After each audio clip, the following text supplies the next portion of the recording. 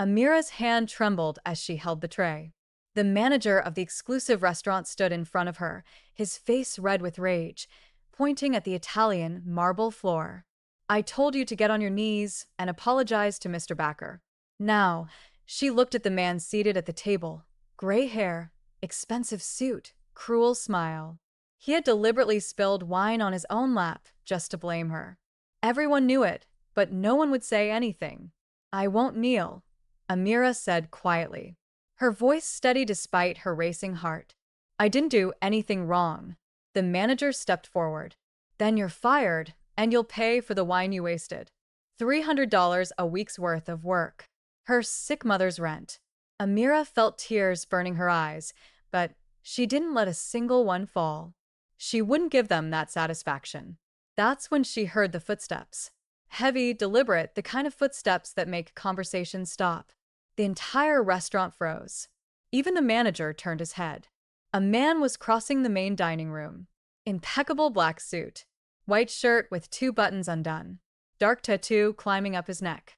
Black eyes that seemed to see straight through people. Diego Mancini. Everyone in New York knew that name. Even Amira, who barely had time to watch the news between her 3 jobs. He stopped 2M from her. His bodyguards flanked the exits. "Repeat what you just said," Diego spoke, looking directly at the manager. His voice was low, calm, and absolutely terrifying. If you want to find out what happened in that restaurant and how that night changed Amira's life forever, subscribe to the channel and leave a comment saying where you're watching from. Every view helps bring more intense stories like this one to you. Amira Harris woke up at 4:30 in the morning, as she had done every day for 3 years. The tiny apartment in the Bronx was freezing. She put her coat over her pajamas and went to her mother's room to check her medication. Phoebe Harris slept fitfully, her breathing heavy because of the pneumonia that never seemed to fully improve. Amira left a note on the nightstand. "Had breakfast, Mom. Back at 11 o'clock. Love you." A lie. She didn't have time for breakfast. And she'd be back at 3 p.m., not 11 o'clock. But Phoebe worried too much. Her first shift was cleaning offices in Manhattan, 5 a.m. to 9 a.m. Then she ran to her second job, cashier at a supermarket, 10 a.m. to 2 p.m. The third job paid the best. Waitress at Restore Paradiso, one of the most expensive Italian restaurants in New York, 6 p.m. to 11 p.m. Sometimes midnight. Amira looked at herself in the broken bathroom mirror as she pulled her curly hair into a tight bun. 24 years old, graduated in business administration from a community college, nobody knew. Resumes sent to 100 companies. 0 responses. "You're overqualified," they said, which really meant you don't have the right connections. So, she cleaned, rang up groceries, served food, and paid her mother's bills. That evening, Amira arrived at Paradiso at 5:45 p.m. As always, the manager, Dominic, looked her up and down with disapproval. "Your uniform is wrinkled." "I just ironed it," she responded calmly. True.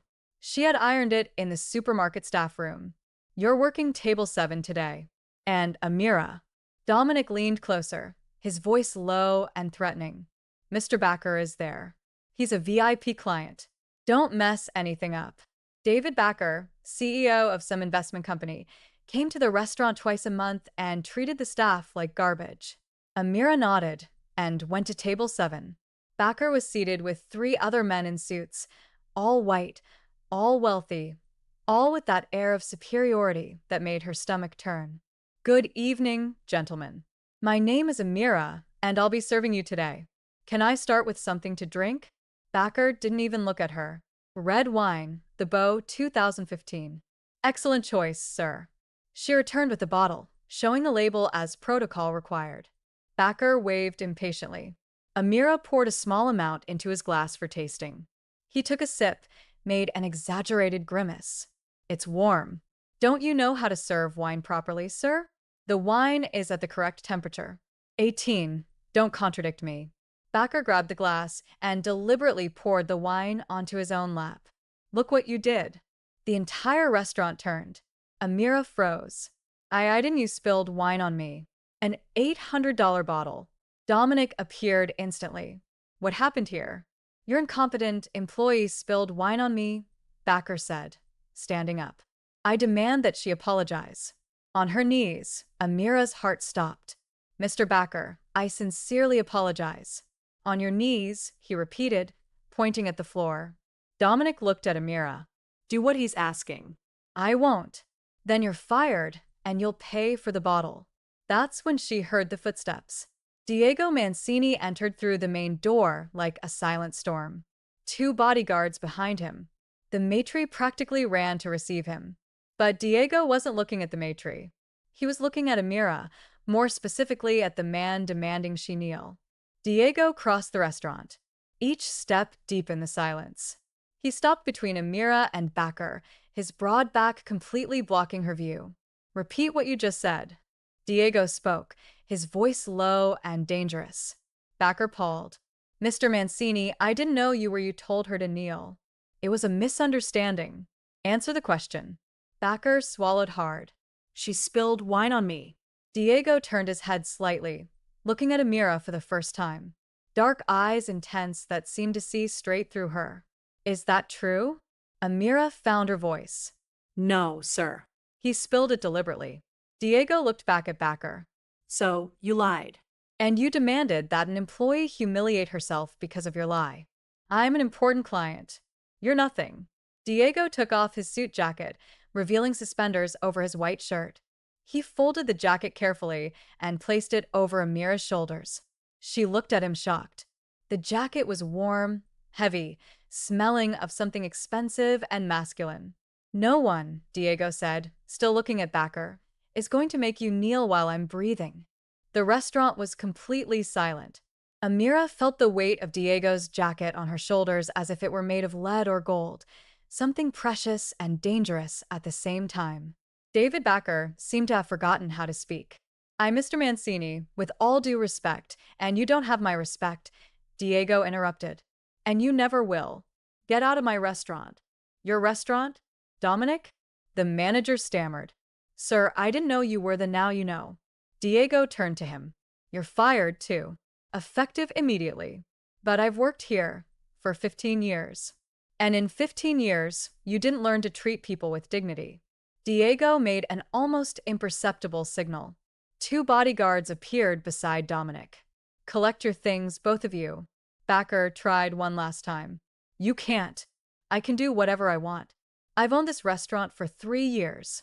You just never saw me here because I don't need to prove anything to men like you. Diego stepped closer. But if you do anything to hurt this young woman, if she loses any job, if any door closes for her because of this, I'll consider it a personal insult. And you don't want to insult me personally. It wasn't a threat. It was a promise. Backer stumbled out. Dominic followed him, his face red with humiliation. The entire restaurant exploded in whispers. Amira was frozen in place, the jacket still over her shoulders. She should say something, thank him, anything.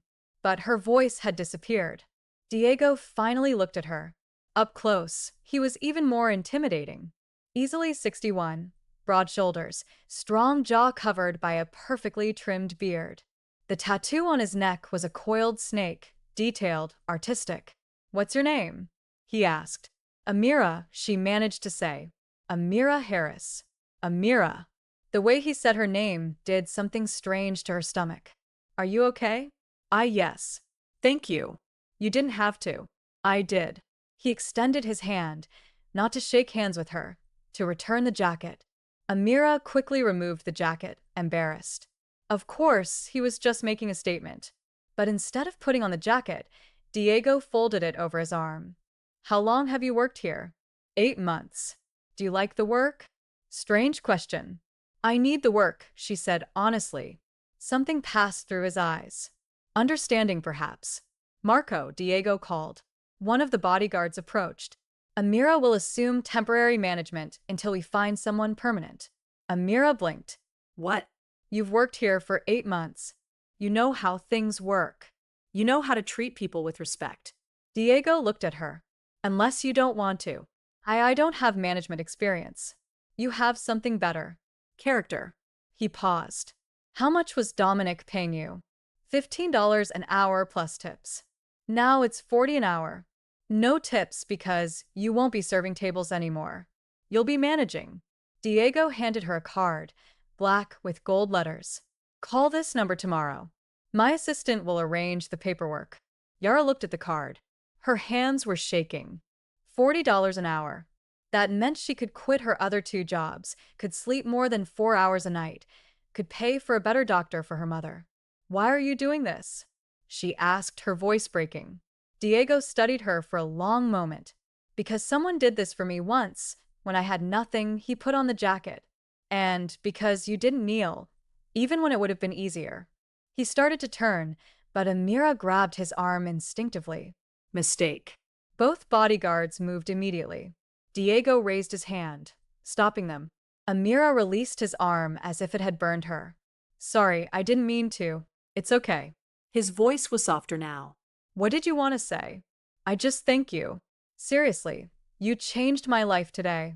Diego looked at her, and for the first time something that looked almost like a smile touched his lips. You're welcome, Amira Harris. 3 weeks later, Amira was starting to believe that night had really happened. The job as manager was difficult, but she loved every second. Coordinating staff, solving problems, creating schedules, everything made sense to her. She was finally using her degree, and for the first time in 3 years, she slept through an entire night. Her mother cried when Amira told her about the raise. God bless you, baby, and bless that man who helped you. Amira didn't tell her mother who Diego Mancini was. If you're enjoying this story and want to see what happens next, please subscribe to our channel and let us know in the comments where you're watching from. Your support means everything to us as we continue bringing these stories to life. Phoebe didn't need to know that her daughter now worked for the Mafia because it was obvious what Diego was. Everyone knew. The politicians who came to dinner and lowered their voices. The police officers who never seemed to be on duty when he was present. The way powerful people treated Diego with a mixture of fear and respect. Amira tried not to think about it. He gave her a chance when no one else would. Diego didn't return to the restaurant for 3 weeks. Amira half expected him to show up to supervise, but his office sent a message. Mr. Mancini trusts your judgment. Keep up the good work. Then in the 4th week, he appeared. It was a Tuesday evening, relatively quiet. Amira was reviewing supplier orders in the tiny office when she heard the commotion outside. She came out and saw Diego being escorted to the private table in the back.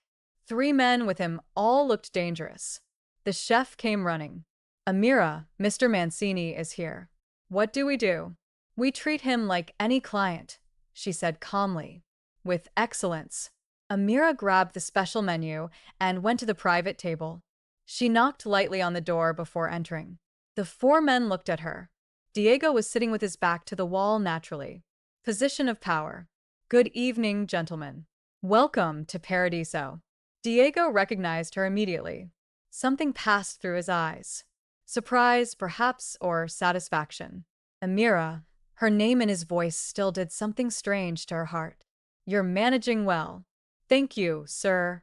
Can I bring something to drink? Champagne. The Krug that I know you hide for special occasions. She blinked. How did he know that? Of course. And for dinner, you choose something you would recommend. The other men at the table seemed surprised.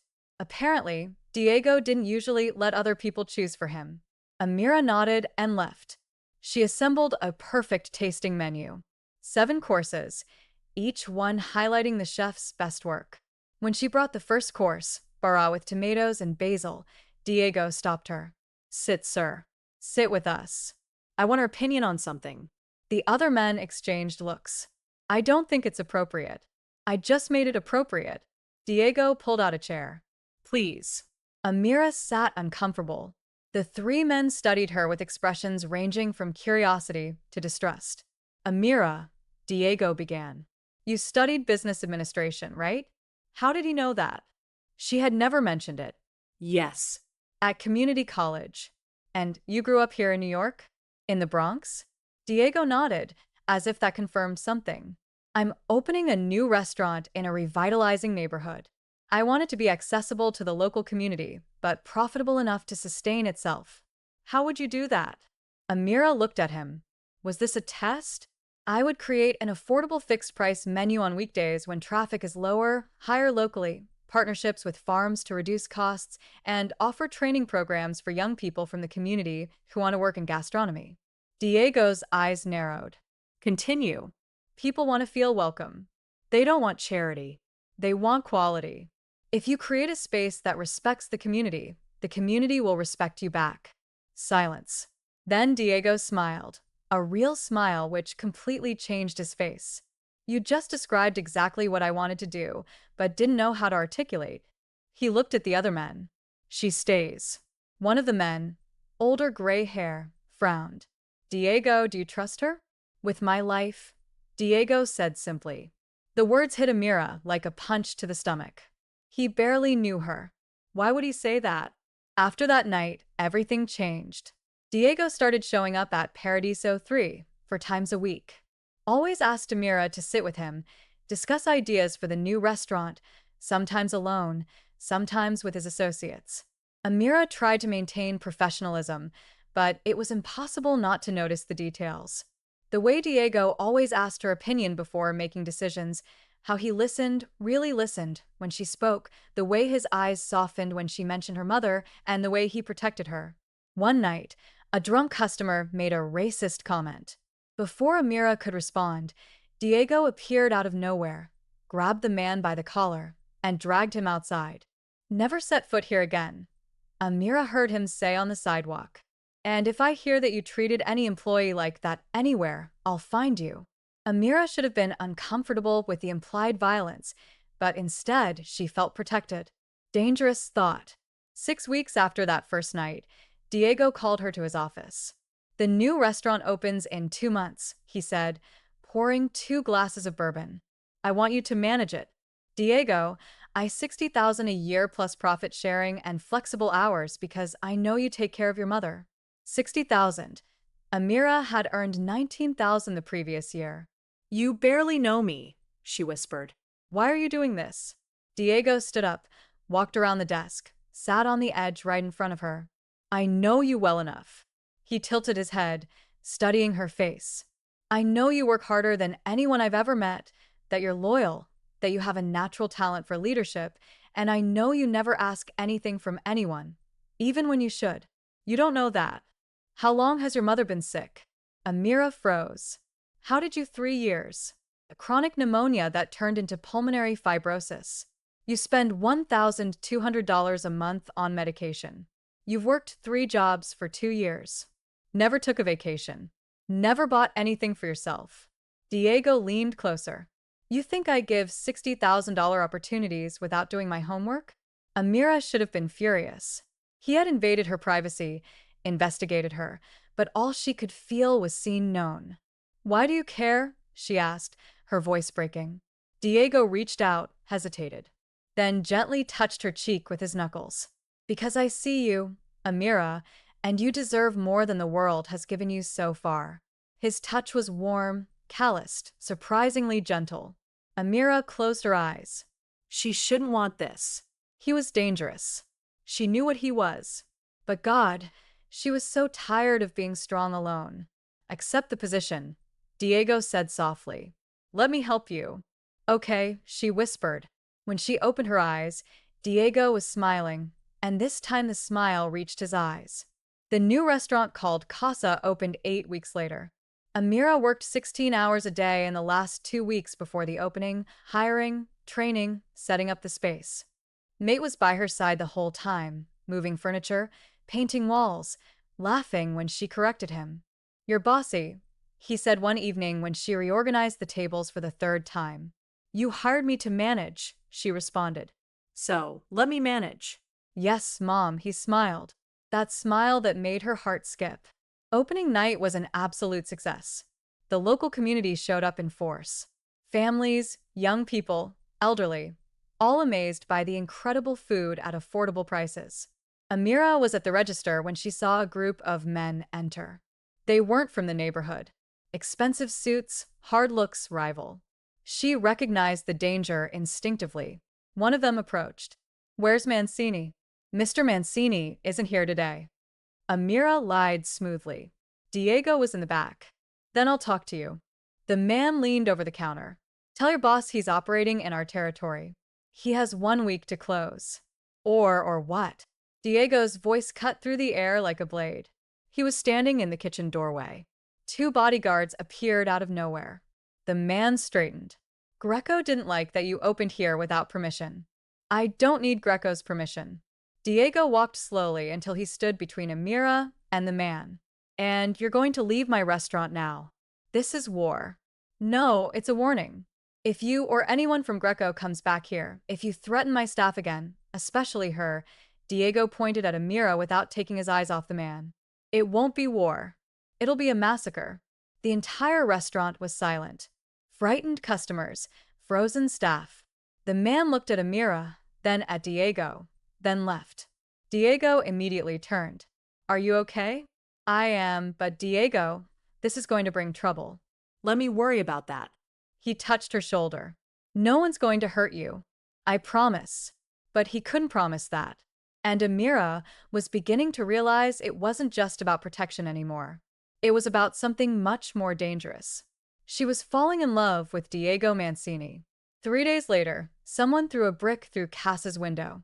No one was hurt. The restaurant was closed, but the message was clear. Diego showed up in 15 minutes. Amira was sweeping up the glass shards when he entered like a hurricane. Are you hurt? I wasn't here. I got the call from the security system. He pulled her into a hug so fast she didn't have time to think. Strong arms, smell of wood and spices, heart beating too fast against her chest. Thank God, he murmured against her hair. Amira allowed herself to sink into him for 5 seconds, then pulled away. Mate, maybe you should close the restaurant just until now. He held her face with both hands, forcing her to look at him. I won't let them scare you. I won't let them take this from you. This isn't about me. It's all about you. The words exploded from him. You think I opened this place for what? Philanthropy. I opened it because you said the community deserved it, because you looked at me with those eyes and talked about giving opportunities, and I realized I wanted to build something that would make you proud. Amira stared at him shocked. Diego, I can't do this, he said suddenly, releasing her and stepping back. I can't involve you in my life. It's selfish. Involve me in what? You gave me a job. You know it's more than that. He turned dark and intense eyes. You know what I feel? Her heart stopped. No, she whispered. Don't say it. Why not? Because you feel it too, and it scares you. Because you're dangerous. Because people throw bricks at restaurants because of you. Because she couldn't finish. Say it. Diego took a step closer. Because I'm in the Mafia. Because my hands aren't clean. Yes. The words came out like a scream. You're good to me, Diego. Better than anyone ever was. But I can't. I have a mother to take care of. I can't get involved and you think I'd put you in danger? His voice was low, hurt. You really think I'd let anything happen to you? You can't control everything. I can try. He was right in front of her now, so close she could see the golden threads in his dark eyes. And I will try for the rest of my life, if you'll let me. Diego. He kissed her. It wasn't gentle. It was desperate. Hungry. Years of loneliness poured into a single moment. Hands in her hair, body pressing hers against the wall, ragged breathing. Amira should push him away, should say no. Instead, she pulled him closer. The kiss deepened, exploring hands, racing hearts, the whole world disappearing except the two of them. And this impossible moment. When they finally separated, both were trembling. You don't understand, Amira whispered against his lips. I can't lose you. And in your world, people lose people every day. Then I'll change my world. Diego rested his forehead against hers. For you, Amira, I'd change everything. You can't. His phone rang. He cursed, looked at the screen, tensed. I need to take this. Go. He left, speaking low in Italian. Amira leaned against the wall, fingers touching her lips, still feeling him. What had she done? Diego came back 5 minutes later. His face was different, harder, more dangerous. I need to go handle something, but Amira, he held her hand. When I get back, we need to talk about us, about the future. Diego, please give me a chance to explain everything, the whole truth. He kissed her knuckles. Promise you'll wait. She should say no. Should end this now. I promise. Diego didn't come back that night or the next. Amira tried not to worry. He was a busy man, a dangerous man. On the third day, she was closing casa when her phone rang. Unknown number. Hello, Amira Harris. Woman's voice professional. Yes, you need to come to St. Luke's Hospital. Diego Mancini is asking for you. The world stopped. Is he? Is he? He's alive, but he was shot. You should come now. Amira caught the first taxi she saw. Her hands were shaking so badly she could barely dial her mother's number. Mom, I'm going to be late. Don't wait up. Is everything okay, baby? Yes, I love you, Lee. Nothing was okay. The hospital was full of men in suits.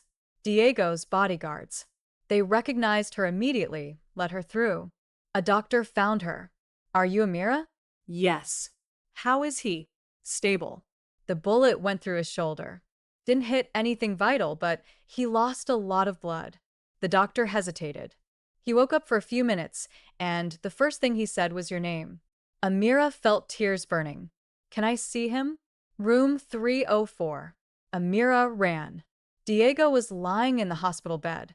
Pale skin, tubes connected, bandage on his shoulder, but his eyes were open. And when he saw her, he smiled.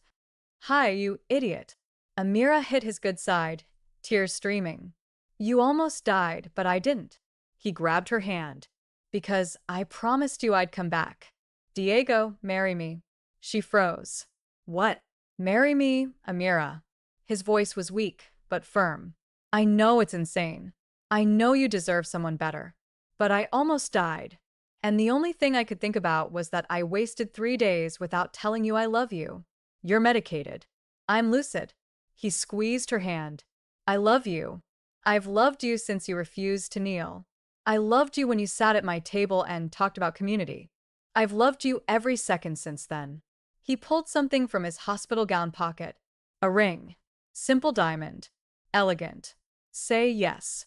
Amira looked at the ring, at the man, at the impossible future he was offering. You could die at any moment. Anyone can. At least I die knowing I really lived. Your life is dangerous. I'd change that for you. I'd get out. She looked into his eyes. You'd leave the Mafia? Yes. Liar? He smiled. Okay, I can't get out completely. It doesn't work that way, but I can step back, open legitimate businesses, live a more normal life. He touched her face. I can give you security, Amira. Your mother would have the best doctors. You'd never have to worry about money again, and I'd spend every day proving I deserve you. I don't want your money. I know you want to see me alive at the end of every day, and I promise to try. He smiled sadly. It's the best I can offer. Amira closed her eyes.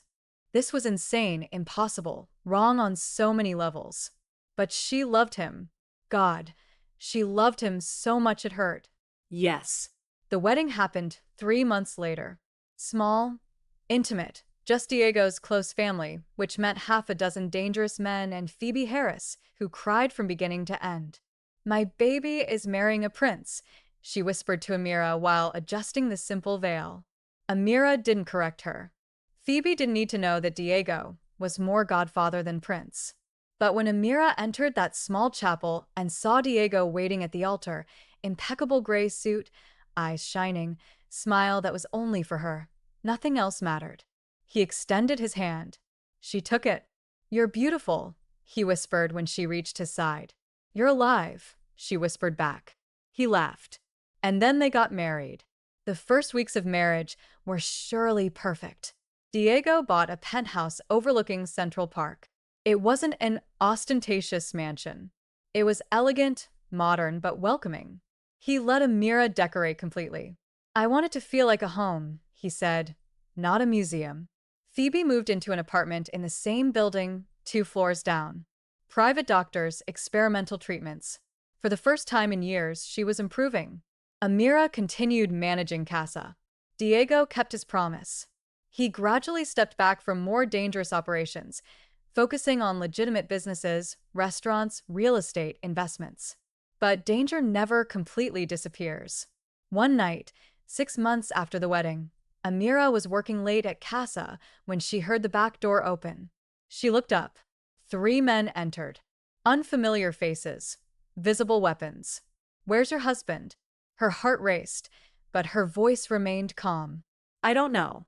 "He doesn't tell me about business." Liar. Their leader advanced. "You're his weakness." Everyone knows that. "Then you made a mistake coming here." Amira was terrifyingly calm. Years of poverty had taught her not to show fear. "Because when Diego finds out you touched me, it won't matter where you hide." The man laughed. "He won't find out if you're dead." He raised the gun. The front door exploded. Diego entered like a demon. 2 bodyguards behind him, weapons drawn. "Let her go now." The leader turned the gun toward Diego instead of Amira. "Take 1 step and I shoot. Then shoot me." Diego kept walking. "But not her. Never her." "Diego, don't."